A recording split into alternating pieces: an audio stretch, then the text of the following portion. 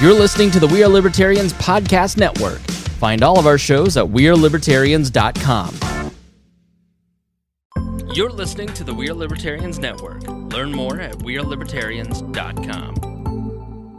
The Boss Hog of Liberty podcast is the latest hit on the We Are Libertarians network. Each week, Jeremiah Morrill and Dakota Davis explore life in Henry County, Indiana. It's a show about our circle of friends, public officials, and our experiences. 80% observation, life, humor, and 20% politics. Boss Hog of Liberty is the day-to-day happenings of Henry County, Indiana, which is just like your community. Add us on iTunes and sample us today. Dear Leader would want you to. Hey there, Liberty lovers. This is Mark Clare of the Lions of Liberty podcast, where we strive to bring you great conversations about the ideas of liberty 3 days a week, every Monday, Wednesday, and Friday. Check us out at lionsofliberty.com. Hey guys, this is Roger Paxton, and if you're fed up with the government running every single aspect of your life, but you're not listening to the Lava Flow podcast yet, then what's wrong with you? Check us out at thelavaflow.com, or just go back to sucking up to the government. The Lava Flow podcast, striking the root every single episode.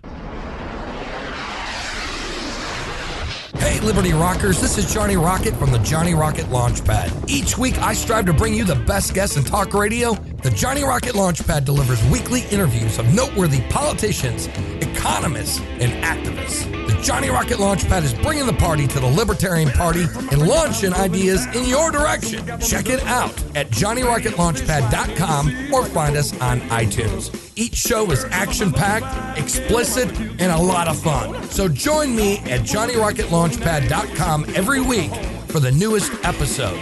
Keep liberty alive and rock and roll.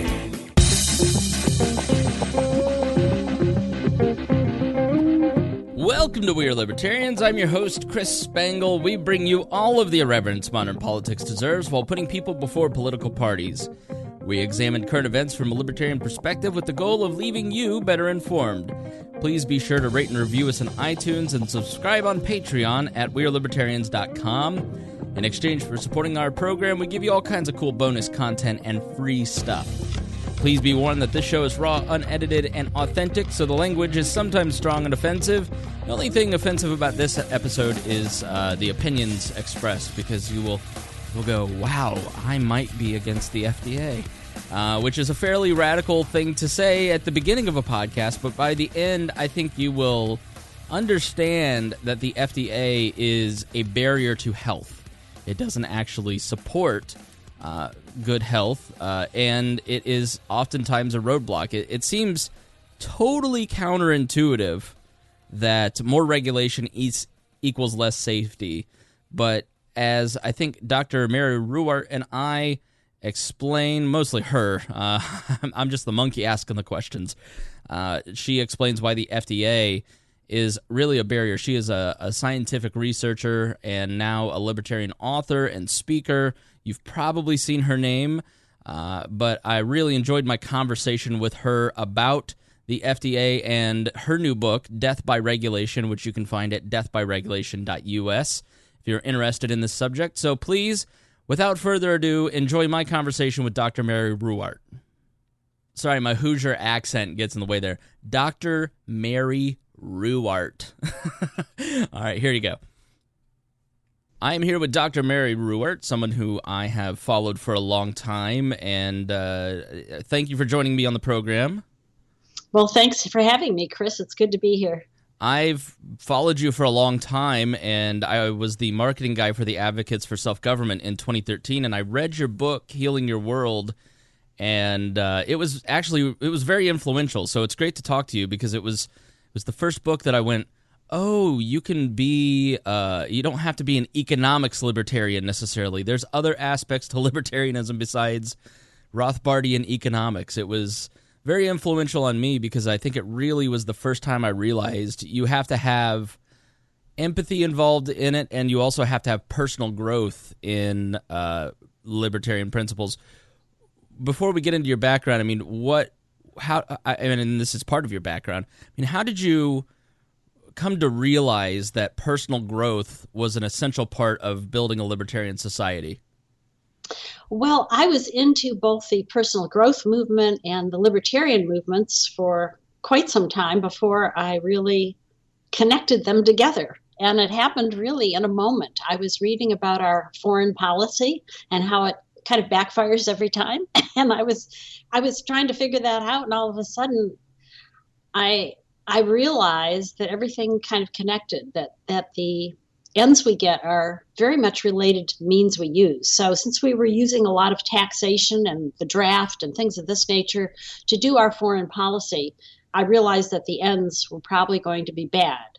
And with that, there was a recognition that we are constructed as biological beings to desire freedom and to really not progress as human beings unless we do have that freedom. And freedom, of course, can mean many things. In libertarianism, we talk about political freedom, and obviously that's necessary to a very large degree to exercise your personal freedom.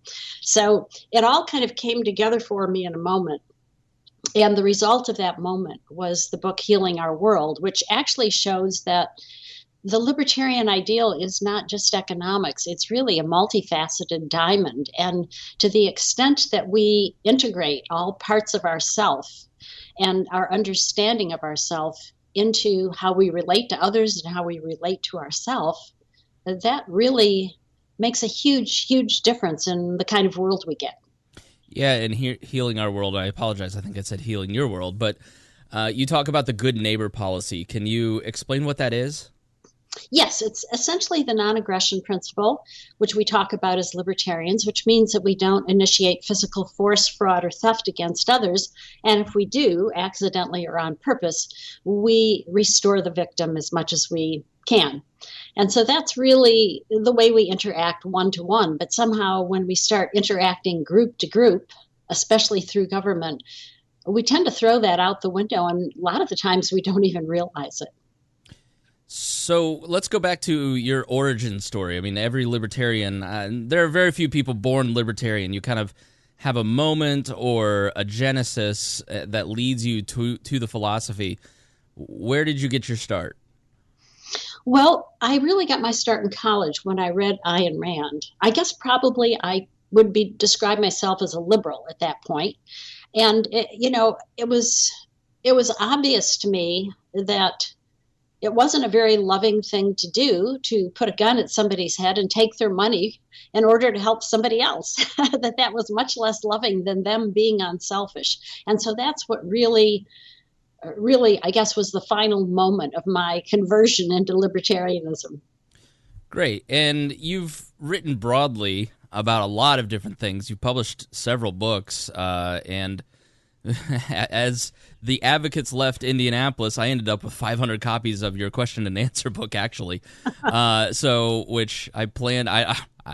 I really like that book because you have taken so many different subjects and broken them down into questions and answers. Healing Our World is a very broad book, but you've written a new book called Death by Regulation, which you can find at deathbyregulation.us, coming out April 10th. Yes, this Tuesday, actually. And this book is it's sort of a big expansion of Chapter 6 from Healing Our World. And it deals with my experience being a research scientist in the pharmaceutical industry and in academia. What I've done is I've looked at the 1962 amendments to the Food and Drug Act, which really gave the FDA a lot of power. Now, the FDA is supposed to give us safe and effective drugs, but the truth of the matter is no drug is safe for everyone and no drug is effective for everyone. So if the FDA only approved drugs that were safe and effective for everyone, we would have no drugs at all. I mean, these drugs, are powerful things, and that's what gives them their power to heal, but it also gives them the power to harm. And so we always have to be careful when taking drugs. Now, in 1962, when these amendments were passed, things changed a lot. So the FDA had this power which continues to metastasize, and I use the word metastasize. So let me pause you there. Let's go back to the beginning of the FDA. Okay. And then we'll get to the 62 amendments, because I don't think a lot of people understand when the FDA was founded, what its mission was. We all just kind of have a general idea that this thing is supposed to protect us and give us good drugs and keep our food and drugs and medicine and all this safe. So when was the FDA founded, and what was its mission? In the early 1900s, it came about, and it didn't have a whole lot of power then. But again, the idea was to make sure that we had safe food and drugs. In my book, I only concentrate on the drug part because obviously you can't do everything in one book. But Right.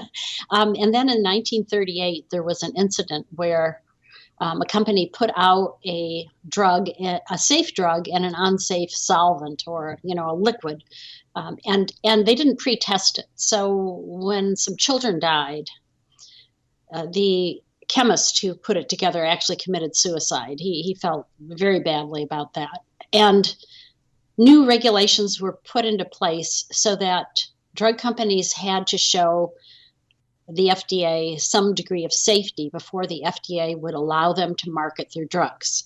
Now, in 1962, there was an incident in Europe, the thalidomide incident, where thalidomide was a sleeper.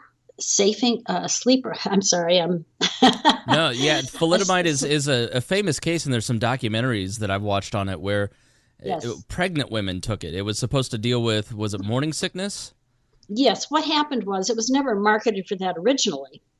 It was a a safer sleeping drug. There, I Right, finally said it like right. Ambien in that Yes, same, yeah. yes, because people were dying of barbiturate overdose. So it was safer for adults. But then when women found that it helped their morning sickness and started taking it, and the drug company started marketing it for that, what happened is if it was taken in the first month or two of pregnancy, the children were born without limbs, or sometimes they died before they were born or right after they were born. So it was very tragic. And Life magazine had a big spread on this in the U.S.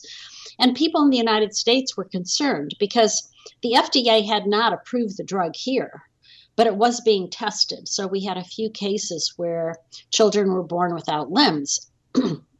Now, these 1962 amendments were never really intended to be about safety. They had been floating around in Congress for 3 years, and they were passed, I think, just to reassure the American people. But what they did is they gave the FDA a lot of power, and they focused on effectiveness, which hadn't been focused on before because the Supreme Court had ruled that effectiveness was a matter of opinion. And that's because, again, not every drug is effective. No, really, no drugs are effective in everyone. Yeah, so I'm very open about my use of antidepressants and have been for a long time. And, I've been on a lot of different SSRIs, and they weren't necessarily effective. And then you try to go off of them, and it's a nightmare. I mean, there's you don't really read. I can tell you, when I started taking them 17 years ago, I had no idea how the drug actually worked on my brain. I had no idea what the long-term effects would be. I didn't read any of the documentation that the pharmacist gives you. You just kind of have this general assumption that it's safe. And I have a coworker who just had a genetic test done where it shows all the different drugs that work with her brain chemistry, some that aren't effective and some that are very harmful to her. And she had been taking some of the harmful drugs according to her brain genetics testing. I mean, it was very kind of eye-opening over the last week where you just go, oh, I don't understand the effectiveness, I don't understand the effect, and I'm not being personally responsible because I'm just outsourcing that to the FDA thinking, they'll protect me, it's fine. My doctor knows what they're doing, I'll listen to them. And they don't often know, do they? No, well, our science really isn't as good as people think it is. That's part of the problem.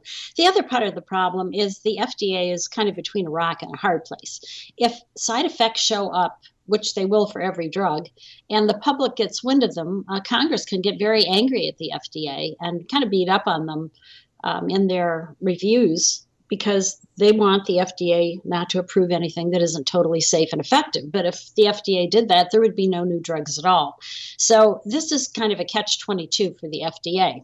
So what they do is, especially under these amendments, is instead of having about a 4-year window from the lab bench to the marketplace, drugs now take about 12 to 14 years to get through the regulatory process. So there's a lot of people who die waiting. And according to the calculations I've made in Death by Regulation, about 15 million Americans have died waiting for drugs that could have saved their lives. And that's like 10 times more than all the Americans who have died in all the wars since the country's founding. And that's just the tip of the iceberg, because one of the other big things that happens is it's destroyed innovation, not just in the pharmaceutical industry, but in the areas of prevention. And for example, the FDA really wanted me to work with my company and develop prostaglandins for liver disease, which is what I was working on. They called me when I filed the patent for that use and said they would do everything they could to help us get that drug out the door. But the problem is, when you have a really new drug, you don't know how much to give. You don't know how often you have to give it. You don't know how many patients you need in your study to get the statistical significance that the FDA demands. And these studies take years. So if you have to repeat the studies, if you don't guess right on all these things the first time, then you have to repeat the studies, which take years. And by the time we would get the drug out the door, it became very clear that if we had to repeat studies, we would no longer have patent protection, and we would not even be able to recover our development costs. So even though there wasn't any treatment for the fibrotic liver disease that I was working on, and still isn't, there was no way that the company was willing to take that risk. And that's the problem with this movement from a 4-year development window to 12 to 14 years, is it's so expensive now that unless a drug is covered by patents, and unless the company thinks everything can fall together right, they just don't develop it. And that's very sad, because when I started at the Upjohn Company, we did develop drugs without patents. And the prostaglandins we were trying to develop were actually natural products. So, and that's the... Oh, go ahead. Well, I was going to say, I mean, I can hear some listeners in their brain going, yeah, but if it takes an extra 10 years to get a drug right, isn't that worth it, even if it does cost the drug companies more? I mean, we don't want people taking drugs and dying. I mean, so what is it actually making it safer by having that extra testing time? That's the problem, Chris. If it were making it safer, we could say, well, maybe it's worth paying, 40 times as much for a drug as we would have. But the actual facts of the matter is, before the amendments, the FDA would withdraw about 2.5% of the drugs that they approved from the market when side effects showed up that they couldn't predict. But after the amendments, they were withdrawing about 3.3%. So that number didn't go down. They're probably the same number. I don't think there's a big difference between those numbers, but they certainly didn't go down. And that was the promise of the amendments, that we would have safer drugs. And of course we don't. In fact, the most dangerous drug, Vioxx, was approved under the amendments. So that gives you some idea of the impact, or lack of impact, if you will, on safety of the amendments. Why is that a dangerous drug? Why is that the most dangerous drug? Can you? I've never heard of it. Oh, Vioxx. Okay, yes, it was withdrawn from the market. I want to say about 10. Well, maybe about 6 or 7 years ago. I can't always remember the years, but it was supposed to be a safer anti-inflammatory drug. Most anti-inflammatory drugs irritate the stomach. It was thought this one would not. The problem is this one caused heart attacks. Ooh. And according to the FDA itself, about 16,000 people lost their lives due to heart attacks, and many more had heart attacks and survived them.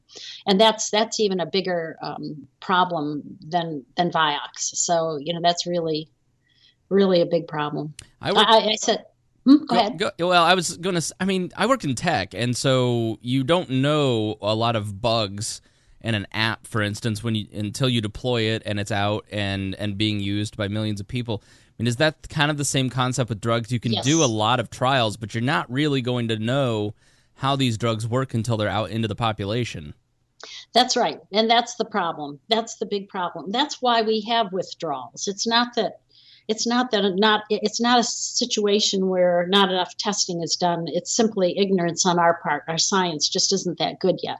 And so So most drugs that get to market because we simply don't know what the problems are. And it's interesting because aspirin, which probably has saved more lives than any other drugs by preventing and treating heart attacks, would never have made it to the market under the current regulatory regime. And that's because it does cause stomach irritation and ulcers. So we would have eliminated that drug and never had it if that had been put out post-amendment. That's fascinating. So you've said a couple times that our science isn't that good. Can you kind of go a little more in depth on that, and then how do we make our science better? Well, obviously, you want to invest in science. It's actually going to give you results. And that's one of the big tragedies of the amendments. The companies started focusing on checking all the regulatory boxes and spent a lot of time and money, obviously almost an extra decade, checking the boxes, and really got very little information from that relative to how that money could have been invested in research. So one of the subtitle of my book, Death by Regulation, How We Were Robbed of a Golden Age of Health and How We Can Reclaim It, really addresses this, because we really were on the verge of a golden age of health when these amendments were passed. We had really changed the whole scientific paradigm. It was just getting ready to open up. We had discovered DNA. We were able to make bulk quantities of vitamins. And we were beginning to appreciate that optimal nutrition, as opposed to just regular nutrition, really made a difference in our disease profile. When I was working at Upjohn, our rats were so healthy. We couldn't get disease models easily to test them. And at that time, we didn't have genetic manipulation as a possibility. So what we did is we took away their vitamins, or we overwhelmed their system with things like fat or carbohydrates.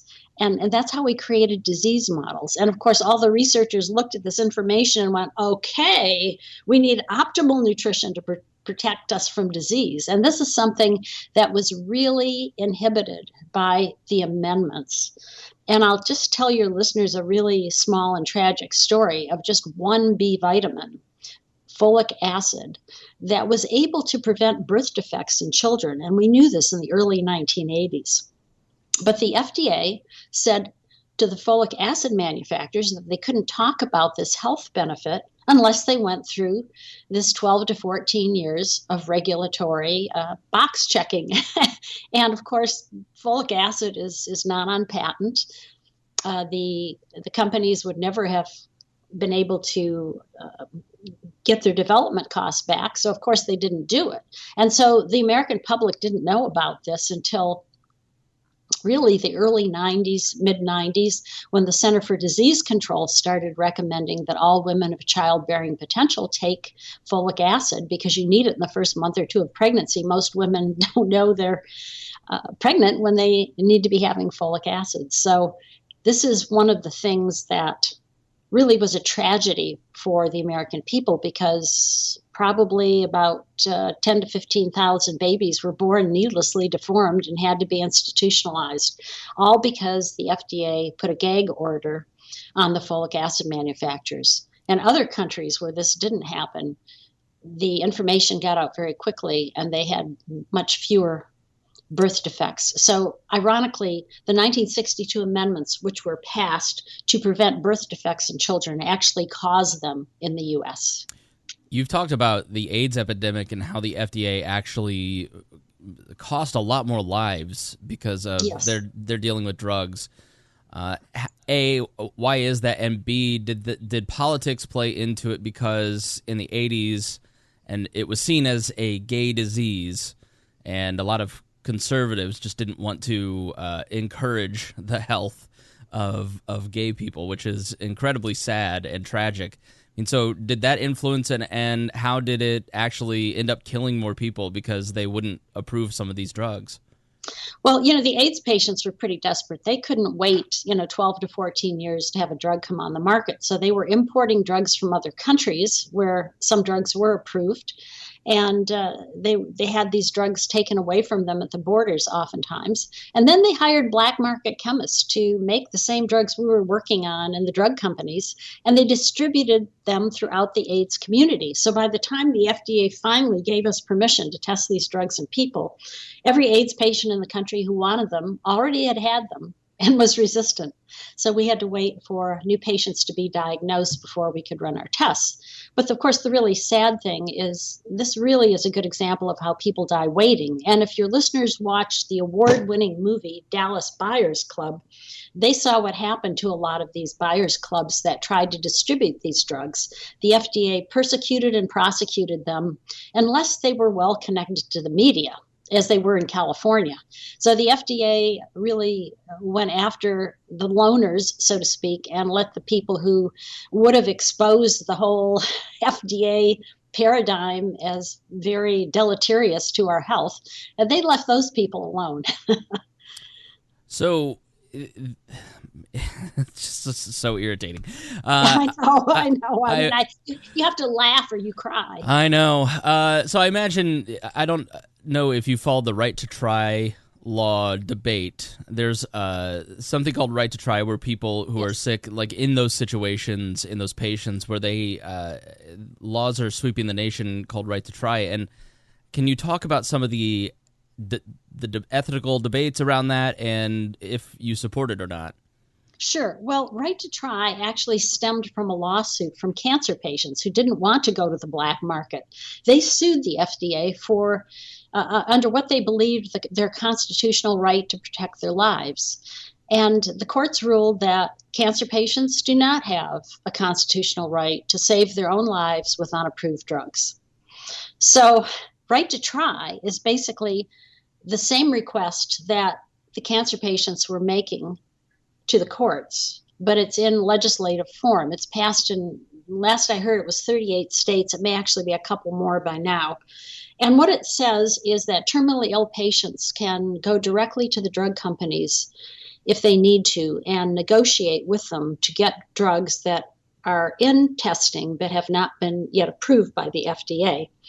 It's now on the national stage. Right to try is being considered nationally, and Trump has endorsed it. But the problem with right to try is that the drugs still have to stay in FDA's good graces while all this is going on. And the FDA can punish companies that work directly with patients by dragging their feet on different decision points in the approval process. So I predict that it'll be very difficult for most drug companies to work with the patients and give them these extra drugs. I do know a doctor in Houston who's doing it, but in that case, it was really strange because it was a cancer drug. His patients were doing well, and the FDA said they couldn't continue to be treated while the approval process was going on, but that's unusual. Usually the FDA allows that, so that was kind of a rare exception. Coming down the pike, though, is another effort by the Heartland Institute in Chicago, and that one is called Free to Choose Medicine. And your listeners can learn more about that if they go to deathbyregulation.us and buy a copy of my book, Death by Regulation, because one of the bonuses, we have $60 worth of free gifts for your listeners if they order before April 10th. So one of the gifts they get is a coupon in order to get a big discount on Free to Choose Medicine. Free to Choose Medicine would establish 2 different tracks for drugs once they got through the first set of FDA tests. And so once a drug enters the Free to Choose Medicine track, it would not have to stay in FDA's good graces. So I think that is probably going to be more effective than right to try should it pass. And it's more conservative than my recommendation, which is that we take the approval power away from the FDA and allow patients to take the drugs of their choice, whatever stage of development, when they feel that the risk in getting a drug that isn't fully tested is offset by the possible benefits that they might enjoy. So here on the program, we really talk about how politics works and as it exists today and apply libertarian principles to the politics of our day. But let's take it all the way to Ancapistan. Let's say we've erased the government and the free market rules and reigns. How, in a pure libertarian society, would we make sure that drugs are safe before they hit the market? Well, the best way, I think, is to have certifiers who would do third-party testing, because what your listeners probably don't know is the FDA doesn't do any testing of its own. What they do is they tell the drug companies what testing is needed, and the drug companies do it. And then they submit that data to the FDA. So it's pretty easy to see that that's not as good as third-party evaluation, which is what would happen, I think, in a certifying type of situation. That's what happens now with UL. For electrical appliances, that little UL symbol that you see on the underside of your appliances is a certification, not a regulation. An electrical appliance doesn't have to have the UL mark to be sold in the United States, but most of them do, because UL will work with the electrical company and make sure that the product is safe, and they do it in a in a cooperative way as opposed to a hostile way. So it works out for everybody. And that's the kind of thing we could do with drugs. In fact, some consumer groups right now are already doing that. The Abigail Alliance, which was part of the cancer suit against the FDA, actually evaluated the information that was coming out of clinical trials for about 40 different cancer drugs and recommended that they be approved years before the FDA actually approved them. So obviously the Abigail Alliance was able to tell years before FDA approval which drugs really merited approval. And similarly, Public Citizen, which I disagree with on a lot of things, but they do have a really good best pills, worst pills evaluation, and they've been able to identify the bad drugs. In fact, the FDA has withdrawn about 50% of their recommendations for withdrawal already. So, if citizen groups can do this, obviously there's something wrong with the FDA approval system, and certification is the answer. What I recommend in my book is we leave the FDA there for a time being as a certifier, so that people who are uncomfortable not having the FDA can wait until the FDA says, yeah, this is a good drug. And those who need it earlier can choose to get it too. So everybody wins. Yeah, take the force out of it. Yeah, there's a direct example. Every Fitspo model on Instagram sells a protein powder or some sort of vitamin that's going to change your life, and the FDA doesn't regulate vitamins and protein shakes and creatine and all that stuff. So you really have hundreds of choices when you're interested in fitness and taking vitamins and all these different things. And so I found a website called LabDoor, and they basically, as a public service, test all these different products. And I found all the vitamins that I take, and you can notice a difference, because if you take a Centrum, you don't feel any different. But if you take some of the higher-rated, more potent, even multivitamins, for instance, it actually, you do feel a difference. Now, here's the thing. LabDoor, who knows who funds that? Let's say a major company like Onnit owns it and funds it and puts themselves up at the top of the rankings. Well, that could, in time, be exposed, and then someone else will pop up, and you have a lag time of maybe a year before another competitor pops up, as opposed to the federal government, where there can be no competitors, there is no destruction, and things just end up getting worse. Well, that's right. And consumerslab.com is another good source. They're funded by people who want to get their information, so there's no chance of getting co-opted, so to speak, and you get lots of good information that way. And those things are out there now, and I think they would be even more prominent without the amendments. In fact, prior to the amendments, a lot of certifying was already going on. The AMA had a seal of approval that they gave to drugs once they tested them, for example. And in 1938, when there was this poisoning incident I referred to earlier, the American Medical Association had not yet given their seal of approval to that drug. So cautious doctors who didn't want to try something new unless they had that certification were protected. And their patients were protected because, they were cautious with what they gave their patients. All right. Well, how could we buy the book? Where could we buy the book? Will it be available in different formats? Give us all the details on Death by Regulation. Okay. Well, right now we're doing a pre-release sale. So if you go to deathbyregulation.us, you can see what your $60 worth of free gifts would be if you buy the book before April 10th. Then on April 10th, my team and I will enter all the orders into Amazon at one time, hoping to get up to the Amazon bestseller list. We've done this before with Healing Our World, so we know it can work, but we obviously need the help of your listeners. So if they want to buy a copy of the book, now's a good time because they'll get $60 worth of free gifts. And what we'll do after April 10th is we'll continue to promote the book. And it will come out after April 10th in Kindle and audiobook form, but it'll probably be another month for Kindle, and I'm going to guess another 2 or 3 months for the audio form. Great. Is there an audiobook of Healing Our World? Yes, there is. Audible has it, and if you go to Amazon, you can click on the link for that, or you can go to my website, ruwart.com, and that's RUWART.com, just like my name. If you go to the place where you can buy Healing, you will see the link for the audiobook as well. Great. Well, I recommend listeners buy both of those books. They're great reads, and you will learn a lot, but definitely get Death by Regulation. Help a fellow libertarian get to the top of the Amazon charts at deathbyregulation.us. I got that right?